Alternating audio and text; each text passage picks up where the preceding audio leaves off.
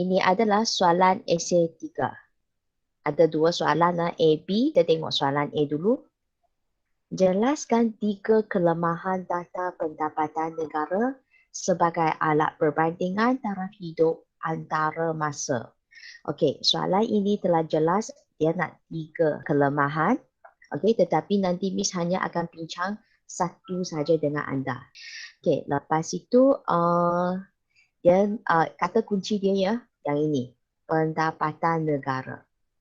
So bermaksud nanti huraian anda hanya boleh guna perkataan ini saja, pendapatan negara, dan sebagai alat perbandingan taraf hidup antara masa. Okey, jadi sekarang saya nak tanya, kalau fakta yang berkenaan dengan antara masa, dia mesti mula dengan perkataan apa? Perubahan tingkat harga.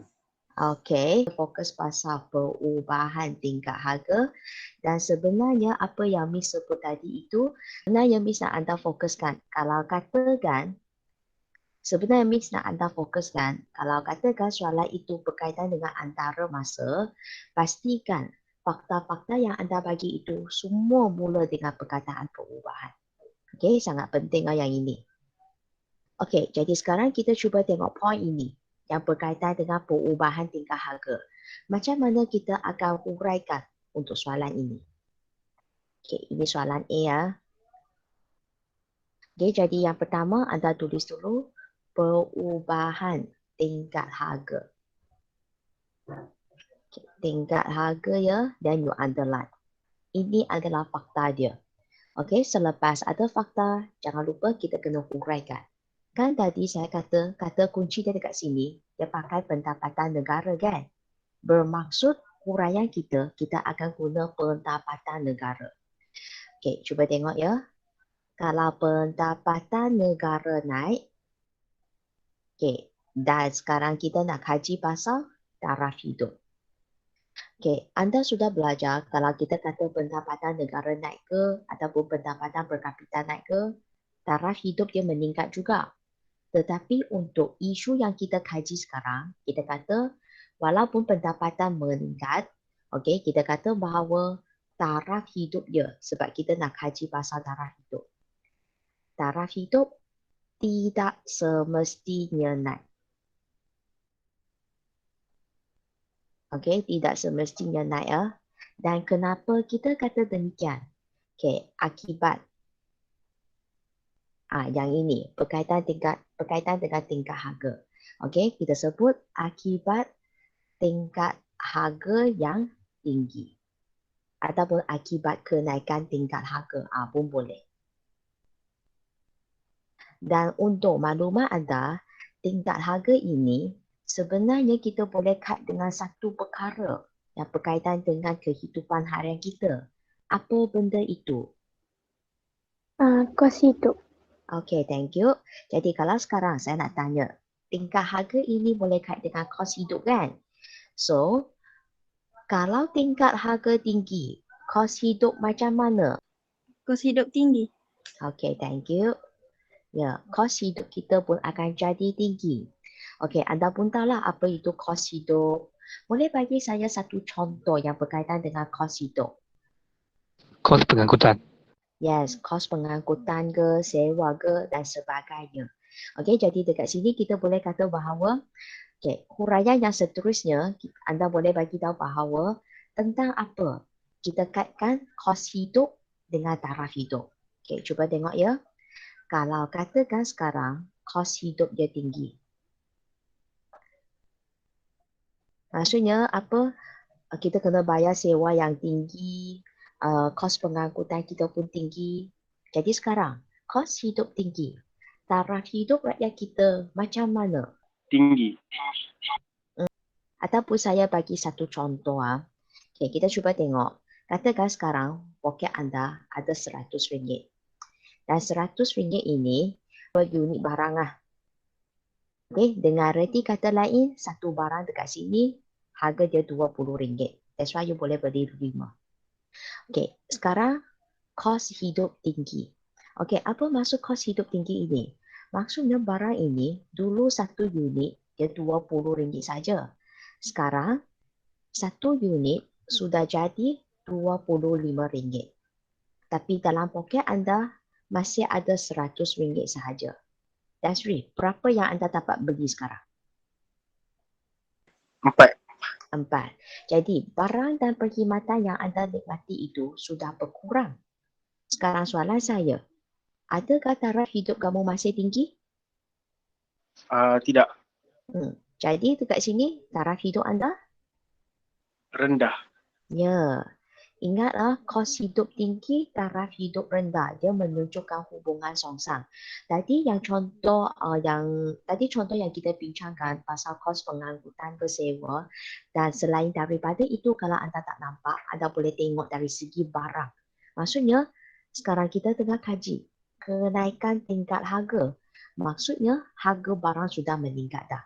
Okey, dan perkara ini sebenarnya akan menyebabkan kos hidup masyarakat juga akan meningkat. Dan akhirnya, dia akan menyebabkan taraf hidup kita turun. Okey, jadi apa yang nak buktikan dekat sini, pendapatan negara tinggi, taraf hidup bukan semestinya akan jadi tinggi. Kenapa? Sebab poin yang kita bincang akibat tingkat harga yang naik ini. Okey, dan ingat tingkat harga ini kita boleh kait dengan kos hidup. Jadi kita akan dapati kos hidup yang tinggi, taraf hidup kita adalah rendah. Ingat hubungan yang songsang. Okey, seterusnya. Kita kena bagi satu situasi untuk ulaskan, okey, berkaitan dengan huraian ini, dan ini sebenarnya adalah lebih kurang macam contoh lah. Okey, kita cuba tengok ya. Ini adalah antara masa. Kan tadi saya kata antara masa kan? Antara masa dekat sini, maksudnya ini adalah sebuah negara. Okey, negara ini adalah negara Malaysia katakan. Okey, kita bandingkan Malaysia sekarang banding dengan sebelum.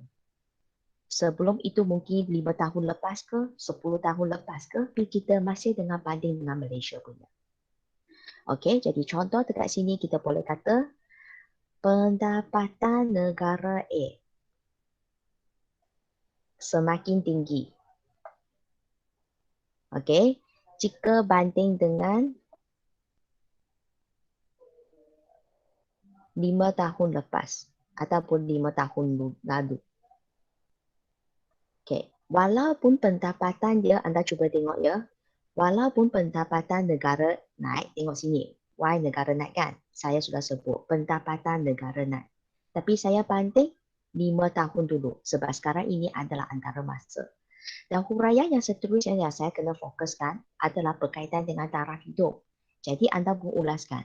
Dia bagi tahu bahawa taraf hidup, okey, taraf hidup bagi negara A, okey, ikut balik yang ini saja. Tidak menunjukkan, okey, taraf hidup dia tinggi lah. Ataupun kita kata taraf hidup negara A tidak semestinya tinggi. Okey, kenapa demikian? Akibat apa? Tengok semula akibat ni. Kan tadi kita kata akibat kenaikan tingkat harga kan? Dan saya kata tingkat harga ini sebenarnya boleh kait dengan kos hidup.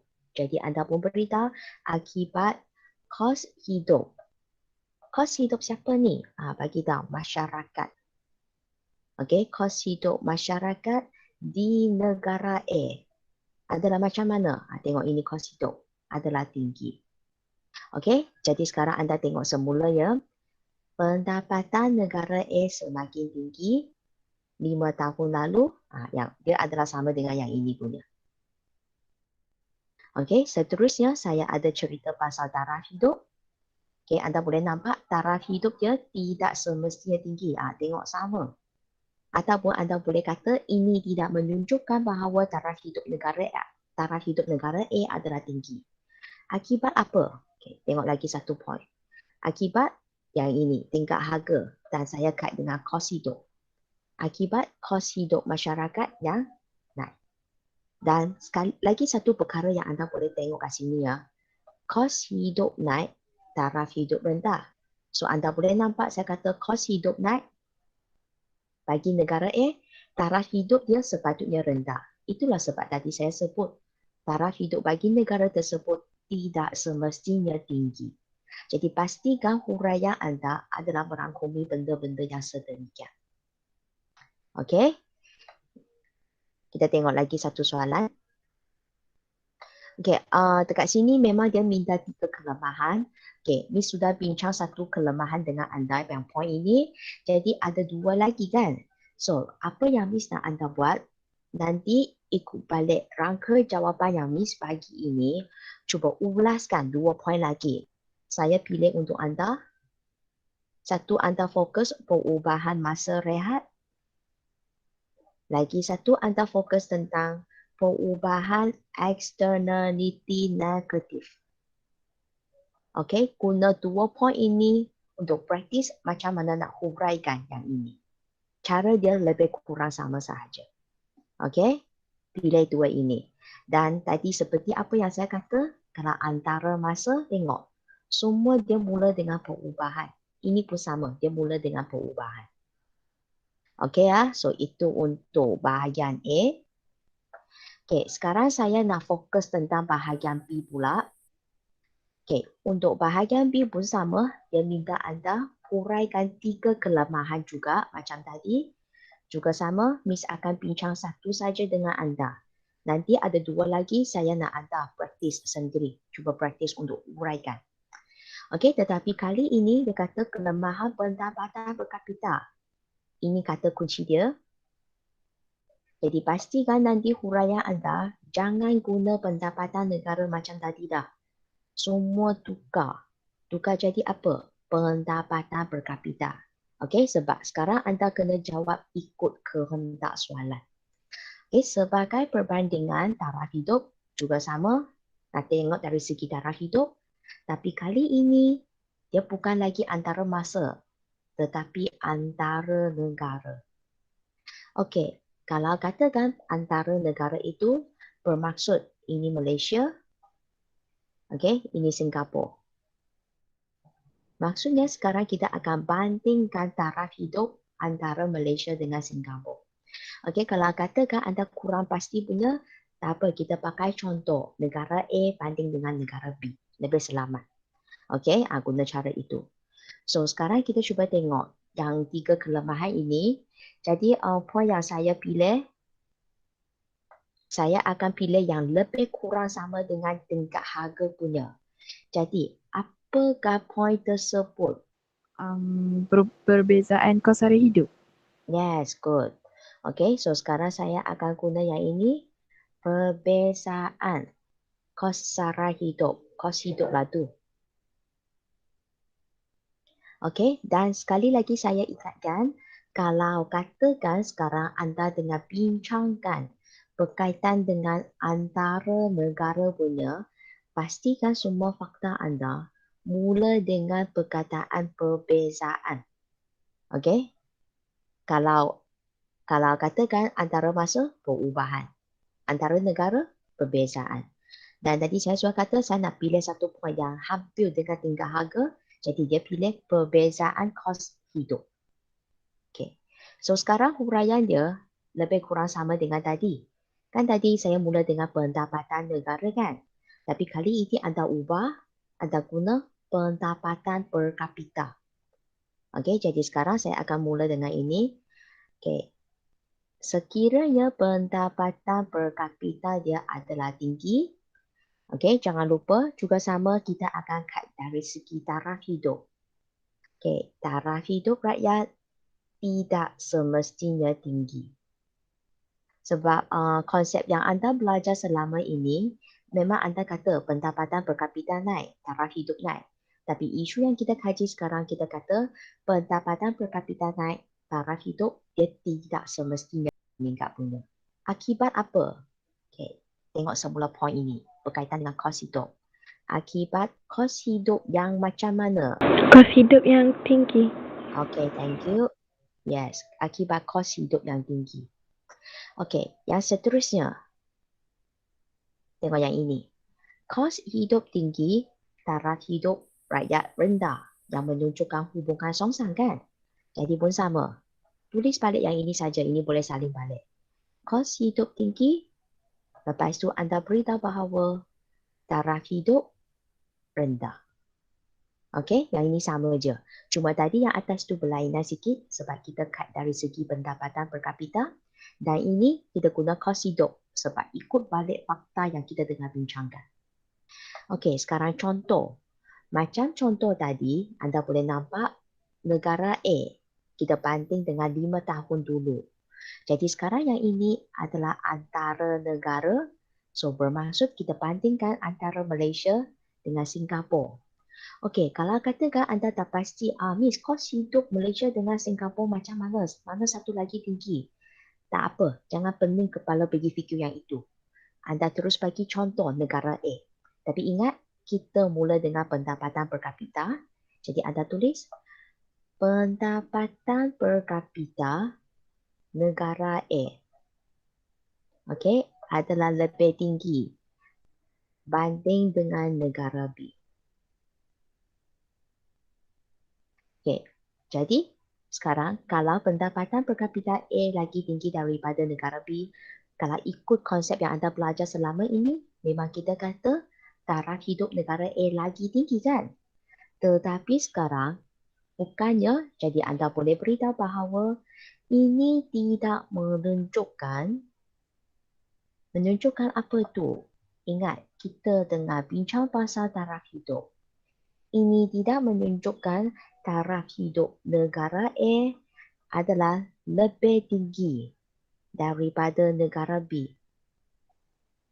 Okey, anda sudah cerita pasal taraf hidup dah.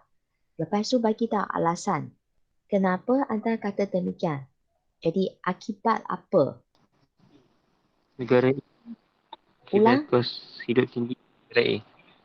Okey, akibat kos hidup tinggi di negara A. Yes, itulah jawapan dia. Okey, sekarang kita semak semula ya. Tadi saya kata pendapatan per kapita naik. Jadi dekat huraian dekat sini, huraian contoh dia, anda ada beritahu bahawa pendapatan per kapita negara A dia adalah lebih tinggi. Okey, dan sekarang ini adalah antara negara kan sebab perbezaan you ada bandingkan dengan negara lain, banding dengan negara B. Lepas itu kita kata taraf hidup dia tidak semestinya tinggi. Jadi anda pun tunjukkan taraf hidup negara A tidak menunjukkan taraf hidup negara A lebih tinggi daripada negara B. Anda telah buktikan dah. Tidak menunjukkan taraf hidup negara A lagi tinggi. Bermaksud sebenarnya taraf hidup dia adalah rendah lah. Sebab dia kata tidak menunjukkan taraf hidup di negara A lagi tinggi. Itulah maksudnya taraf hidup yang rendah. Kenapa demikian? Inilah dia. Tengok kos hidup yang tinggi, kos hidup yang tinggi. Tapi kena mention kos hidup tinggi di negara apa? Ya, di negara A. So, bermaksud apa yang nak simpulkan dekat sini, dia beritahu bahawa pendapatan per kapita negara A lagi tinggi. Tapi taraf hidup di negara A sebenarnya rendah. Kenapa? Sebab kos hidup di negara A adalah tinggi. Tapi cuma sekarang, dia tengah bandingkan dengan negara B sahaja. Macam tadi, konsep dia pun lebih kurang sama. Okey, pendapatan negara tinggi. Taraf hidup dia tidak semestinya tinggi. Bermaksud taraf hidup dia rendah lah. Kenapa? Sebab kos hidup tinggi di negara A. Tapi yang ini, dia bandingkan dengan masa. Okey, itulah beza dia. Okey, jadi sekarang untuk soalan B ini juga sama, I nak ada dua lagi point kan. Jadi untuk dua lagi poin itu, saya nak anda fokus tentang perbezaan masa rehat dan lagi satu perbezaan externality negatif. Okey, di mana sebenarnya dua poin ini adalah sama dengan ini. Cuma satu tengok dari segi perubahan, yang ini saya nak anda tengok dari segi perbezaan. Dan cara jawab dia, kalau antara masa ikut yang macam ini. Okey, dan kalau katakan dia adalah untuk antara negara, anda jawab yang ini. Okey, perbezaan, perubahan. Okey, jadi sekarang ingatlah yang Miss minta anda cuba huraikan itu balik kena praktis dan bagi sesiapa yang masih tak mahir lagi, tengok semula video instructional yang telah disediakan dan praktis huraikan. Okey. Okay, jadi selesailah perbincangan bagi soalan essay 3 ini. Okey.